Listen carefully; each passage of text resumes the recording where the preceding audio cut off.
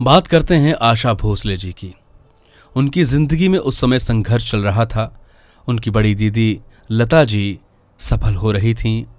वो भारत की सफलतम गायिका के सफ़र पर निकल चुकी थीं और आशा भोसले भी कुछ एक फिल्मों में गाने गा रही थीं, लेकिन स्ट्रगल कर रही थीं। और इसी दौरान उन्हें हो गया प्यार किससे हुआ?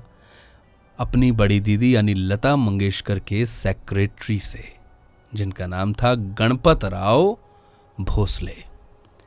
प्यार हुआ, शादी की इच्छा जाहिर की दीदी से, अपनी अम्मा से, लेकिन वो राजी नहीं थे, पर ये राजी थीं और शादी का निर्णय कर लिया था। और अपनी उम्र से कई साल बड़े गणपत राव भोसले से शादी करने का निर्णय लिया।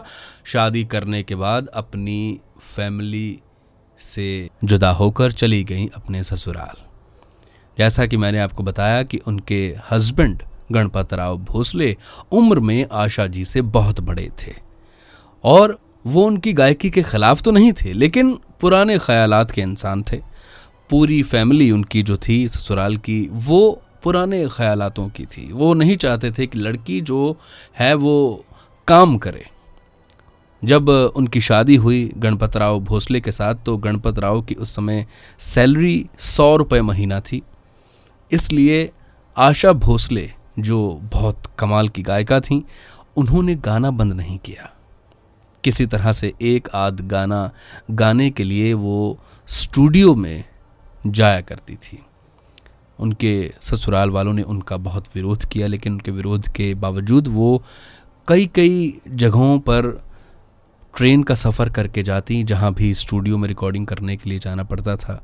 और उन्होंने एक गाना गाया जो बहुत सफल हुआ, नन्हे मुन्ने बच्चे तेरी मुट्ठी में क्या है। मोहम्मद रफ़ी के साथ ये गाना था और उनका ये सफल हुआ गाना उनको आगे के लिए बहुत काम देने वाला था।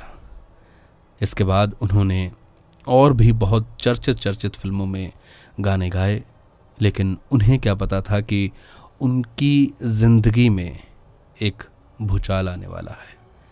2 बच्चे थे और एक बच्चा इस जहान पर आने वाला था। और एक दिन ऐसा आया उनकी ज़िंदगी में कि उनके ससुराल वालों ने और उनके पति ने उनको घर छोड़ जाने के लिए कह दिया कि तुम यहाँ नहीं रह सकती, क्योंकि वो अपने संगीत को छोड़ नहीं सकती थीं। और परिवार कहता था कि तुम काम नहीं करोगे, गाने नहीं गाओगी, फिल्मों में गाने नहीं गाओगी। लेकिन वो अपने करियर के साथ, अपने संगीत के साथ समझौता नहीं कर सकती थी। इसलिए परिवार ने जैसा कहा वो वैसा कर गईं और अपने 2 बच्चों को और एक बच्चा जो उनके पेट में था उसे लेकर वो अपनी आई के पास आ गईं। और उसके बाद उन्होंने संघर्ष पे संघर्ष किया। और दोस्तों, वो संघर्ष आज खुद आप देख सकते हैं कि आशा जी क्या हैं, क्या थीं, और हमेशा इस जहान में चमकते हुए तारे की तरह चमकती रहेंगी। लता जी तो महान गायिका हैं ही और रहेंगी, लेकिन आशा भोसले भी कम नहीं है ना? वो भी एक वर्सटाइल गायिका हैं।